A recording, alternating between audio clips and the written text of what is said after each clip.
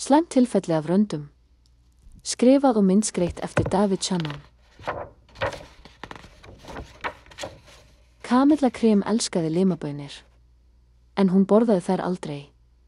Margir vinir hennar hötuðu limabaunir og hún vildi falla inn í hópinn. Kamilla hafði alltaf áhyggjur af því hvað öðru fólki fyndist hana. Í dag var hún enn meira áhyggjufull en venjulega. Þetta var fyrsti skóladagurinn og hún gat ekki ákveðið hvað hún ætti að klæðast. Það voru svo margir sem þurftu að heilla. Hún mátaði 42 föt en enginn virtist alveg passa. Hún klæddist fallegum rauðum kjól og leit í spegilinn. Svo öskraði hún. Móðir hennar hljóp inn í herbergið og öskraði líka. Ó, Guð minn góður, hrópaði hún. Þú ert alveg þakin röndum, þetta var svo sannarlega satt. Kamilla var röndótt frá toppi til táar. Hún leit út eins og regnbogi. Frú Rjómi þreifaði á enni Kamillu. Líður þér allt í lagi, spurði hún. Mér líður vel, svaraði Kamilla, en líttu bara á mig, farðu aftur upp í rúm núna strax, skipaði móðir hennar. Þú ferð ekki í skólan í dag, Kamilla var létt. Hún vildi ekki missa fyrsta skóladeginum en hún var hrædd við hvað hinn krakkarnir myndu segja. Og hún hafði enga hugmyndum hvað hún ætti að vera í með þessum brjáluðu röndum. Síðdegis þetta kom til Bumble til að skoða Kamillu. Mjög óvenjulegt, hrópaði hann. Ég hef aldrei séð neitt þessu líkt. Ertu með hósta, nerra, nefrensli, verki, sársauka, kuldahroll, hitagóf, sundl, syfju, mæði eða stjórnlausan kipp? Nei, sagði Kamilla við hann. Mér líður vel, jæja þá, sagði til Bumble og sneri sér að frú Krem. Ég sé enga ástæðu fyrir því að hún ætti ekki að fara í skólan á morgun. Hérna er smyrsl sem ætti að hjálpa til við að hreinsa þessar rendur eftir nokkra daga. Ef það gerir það ekki, þá veistu hvar þú getur náð í mig, og hann hélt af stað. Næsti dagur var algjört hörmung. Allir í skólanum hlógu að Kamillu. Þeir kölluðu hana Kamilla Crayon og nótt hins lifandi sleikjós.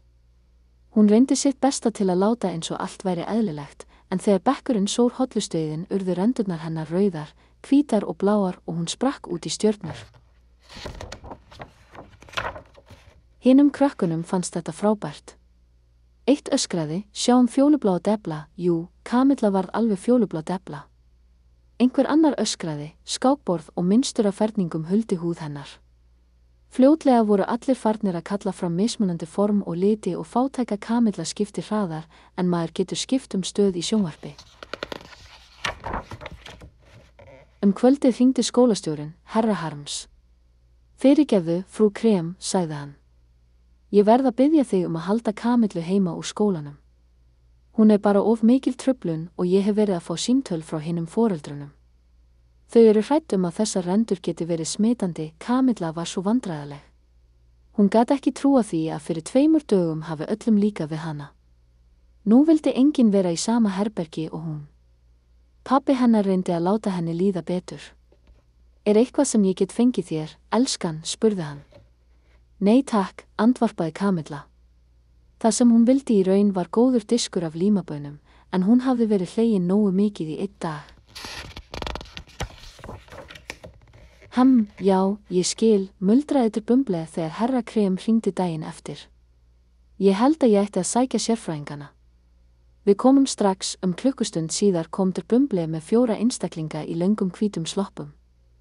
Hann kynnti þá fyrir kremhjónunum. Þetta eru til Grob, til Spong, til Cricket og til Jung, þá fóru sérfræðingarnir að vinna í Kamillu. Þeir kristu og stungu, bankuðu og prófuðu. Það var mjög óþægilegt. Jæja, þetta er ekki hettusóttin, sagði til Grob að lokum. Eða mislingarnir, sagði til Spongi.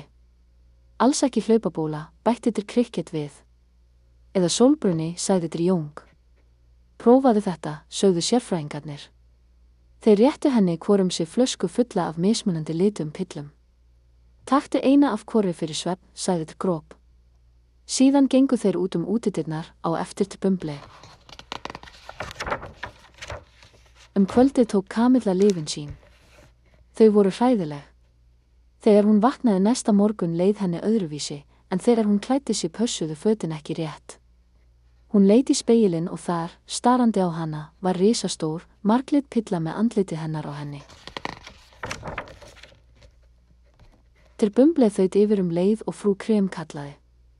En að þessu sinni, í stað sérfræðingana, kom hann með sérfræðingana. Til Gord og herra Medlon voru færustu vísindamenn landsins.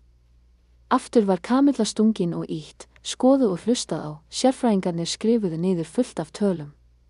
Síðan kröppuðust þeir saman og hvísluðu. Til Gord tók loksins til máls. Þetta gæti verið veira, tilkynnti hann af mikilli yfirvegun. Skyndilega birtust loðnir litlar veirukúlur alla Kamillu. Eða hugsanlega einhvers konar baktería, sagði herra Medlon. Út birtust litlir, krókóttir bakteríuhalar. Eða þetta gæti verið sveppur, bætti til Gord við. Samstundis var Kamilla þakin sveppablettum í mismunandi litum. Sérfræðingarnir horfðu á Kamillu, síðan hvor á annan. Við þurfum að fara yfir þessar tölur aftur í rannsóknastofunni, útskýrði til Gord. Við hringjum í þig þegar við vitum eitthvað, en sérfræðingarnir höfðu ekki hugmynd, hvað þá lækningu. Nú höfðu sjónvarpsfréttirnar frétt af Kamillu.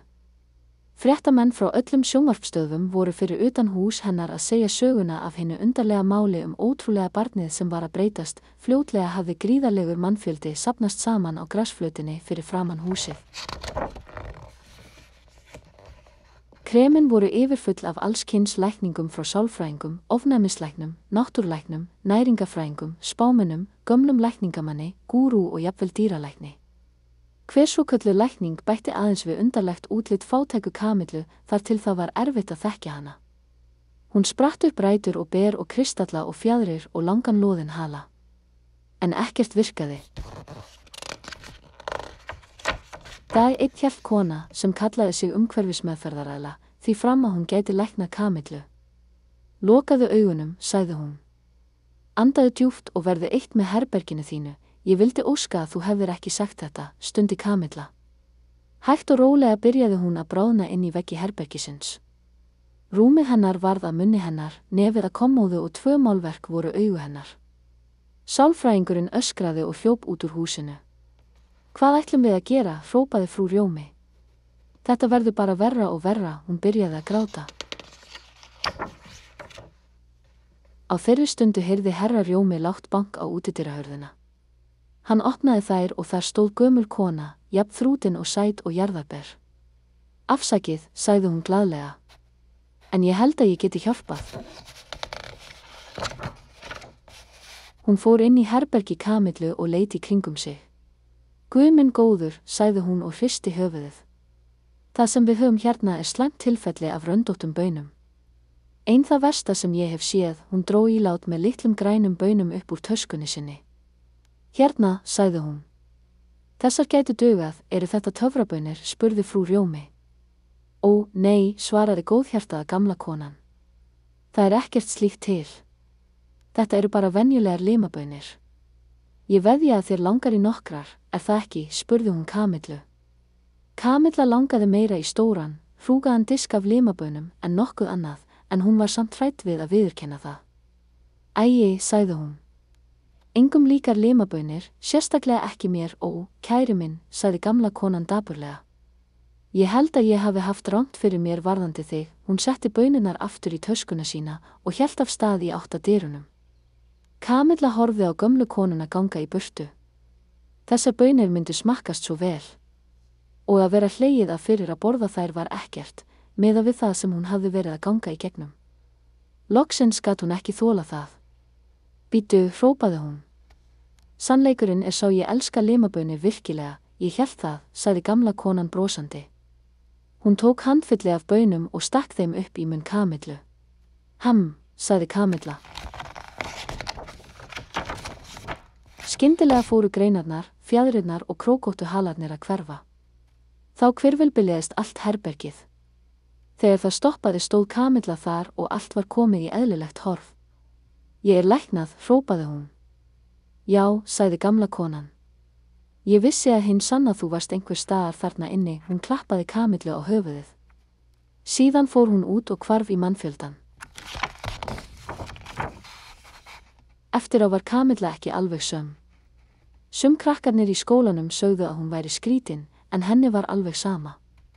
Hún borðaði allar þær limabaunir sem hún vildi og fekk aldrei einu sinni smá rönd aftur. Takk fyrir að hlusta. Ekki gleyma að smella á lykil í athugasemdinni hér að neðan og gerast áskrifandi ef þig langar í þessa bók.